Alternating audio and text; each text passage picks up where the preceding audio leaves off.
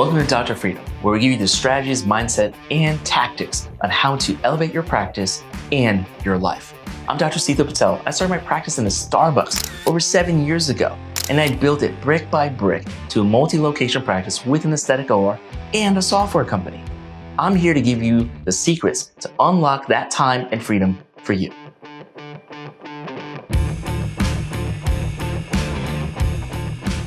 All right, side gigs. So today we're going to talk a little bit about, hey, with your MD degree or you being a practitioner or whichever degree that you have, what else can you do in terms of the time that you rebuild in your practice to say, what am I going to do with this? Are there side gigs that can help augment my salary?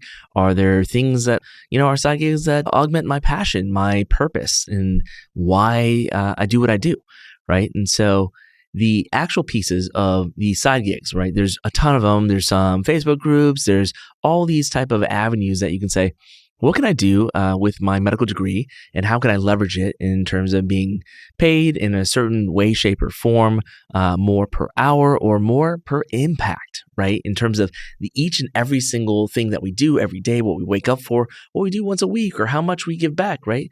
Even if you think about, some of the folks that donate to churches and missionary things or nonprofit things, some people are giving like a set rate of like 10% back. Well, what if you could do that with your time, and how would you do that? How could you achieve the actual goals of, the actual time that you have in these side gigs? And what are they, right? So the top three, big side gigs that, come to mind right off the top bat is number one is a consultant. Now, how do you become a consultant? What do you need to do? Are there steps involved? Or is it just about the people you know or get access to or you apply for?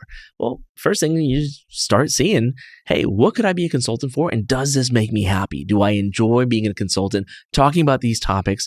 And do I have a special niche knowledge about that topic that could be valuable to somebody else in terms of making decisions, right? So there are a lot of consultants out there that are helping, as a financial advisor on boots on the ground of saying, hey, what's actually happening in this health sector? What's happening in terms of aesthetics? What's happening in terms of med spas? What are the key game changers in terms of devices or products or things like that that we use in our practices that we found to work that somebody could leverage that knowledge in terms of either they're doing investments or product development in one way, shape, or form to actually get that part to actually meaningful research for them, right? And that's where consultancies, you can think about the McKinseys of the world as well. They hire all types of people with all these different backgrounds with their MD degrees to give them a different viewpoint, another angle to say, hey, what does it feel like for a family practice doc or a dermatologist or, an owner of a med spa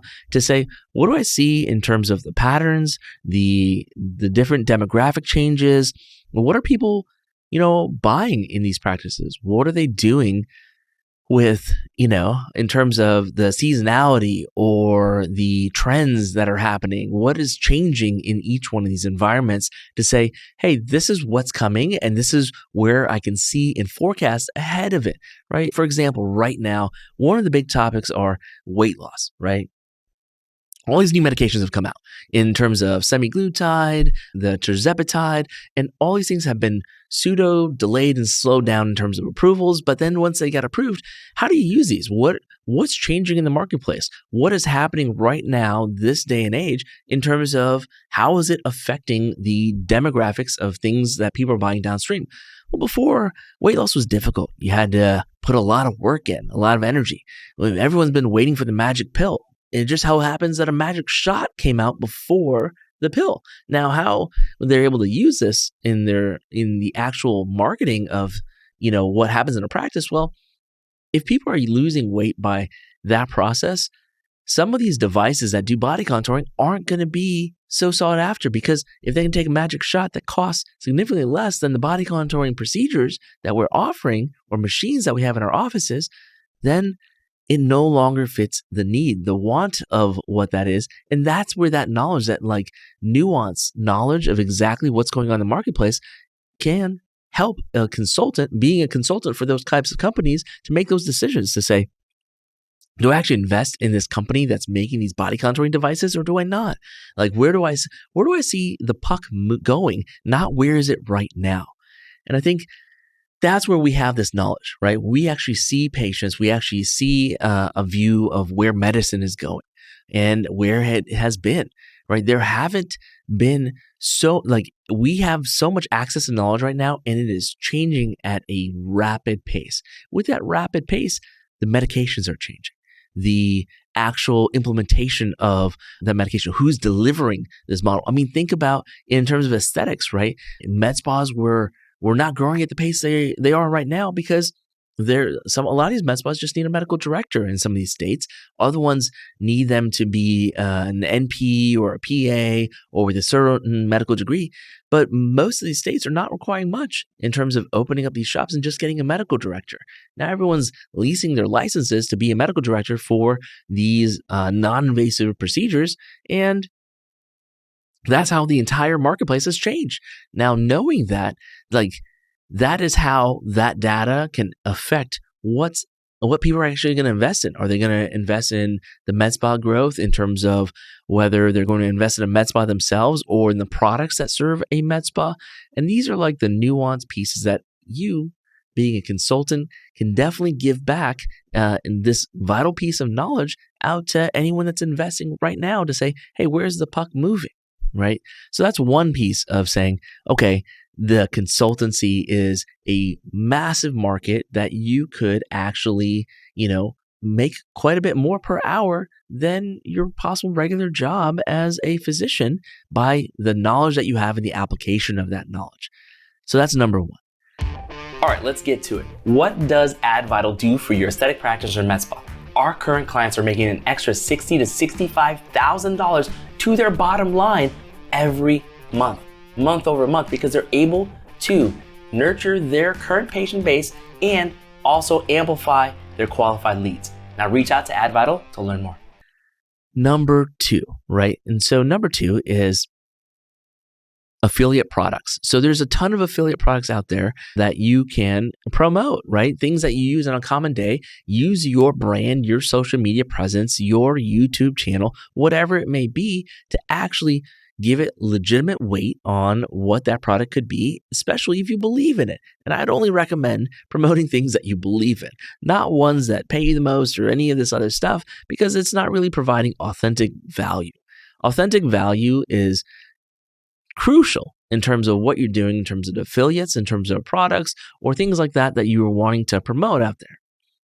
Now, number three is that you could, also do peer reviews, right? So some physicians do peer reviews in their same specialty for other doctors to get insurance approvals, right? This helps on twofold. One, it's getting the right people and the right patients approved for the right things.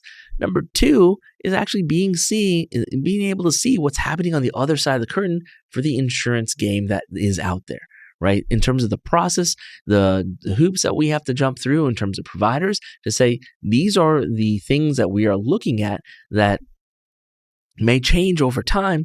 And they only change because we have inside knowledge on what they're actually, making these decisions based on, whether it is really medical need or are they delay tactics? Are there other things that are involved in what that process of insurance is doing? And that's crucial to pay attention to, right? So number four is super popular right now in terms of real estate. So real estate investing is just, definitely booming in terms of the physician marketplace. And there's Physicians on Fire, right? Financial independence, any of this stuff. They're looking at real estate and Airbnbs. Airbnbs being more lucrative than long-term rentals in terms of the return of investment that you get month over month. And as long as you have the funds to invest, it's a steady product to invest in because you're, increasing the property value over time, hopefully as you buy in the right location, as location is key to real estate investing, and then being able to have a return on investment month over month and It's almost like a subscription model, right? In terms of these people are paying you a rent for a property. The property is also increasing in value. Now you're significantly increasing your return on investment. And it's not that much that you have to do as long as you have the systems in place. The other good thing about real estate is even if you have long-term rentals, essentially it's just monthly recurring revenue. Now that monthly recurring revenue can do a lot of different things in terms of freeing up your time if you're constrained by money of why you're working so many hours, or even just giving you the freedom to do things off your bucket list, right? To say, okay, well, if I buy this real estate property and I have a management company that's doing all these things, or if I put the process in place, what else is really involved in all this stuff? Now, you do have to pay attention to the interest rates currently, but over time, the interest rates have waxed and waned. The amount of return that you get on real estate in terms of investment always usually overcomes the interest rates as long as you buy in the right location and you have the right clientele and you've done your market research to say this is what the return could be on this type of property. Again, it will not account for any changes in terms of, natural disasters or anything like that. But most of the time, it is a relatively safe investment in terms of a long-term rental, or even now so more so of Airbnbs being extremely popular in the physician communities, to say, these are things that are going to continue to earn me rental income. And then also, if you buy them in places you actually want to visit, now you can set up all these places that you can visit periodically throughout the year, and essentially they're for free, right? So now you've incorporated almost a free travel component to what you're doing on top of it being a side gig. And it kind of can check off two buckets off that list to say, okay, this is actually, a way and a shape to actually do these types of things. All right. Now, the last one that I have for you is leveraging your brand to be a speaker or promoting, the actual practice that you've perfected over a period of time. And being a national speaker, you definitely can earn quite a bit of extra income being a speaker, and then starting any of these groups or Facebook groups or any of these arenas, even in your own masterminds or stuff of things that you want to give back in terms of things that are specialty specific, in terms of topics that you want to teach other people on. But mainly, it's getting that message out there. Now, if you think about it, that message itself multiplies itself, right? It's exponential because the people you're teaching are teaching other people that type of knowledge.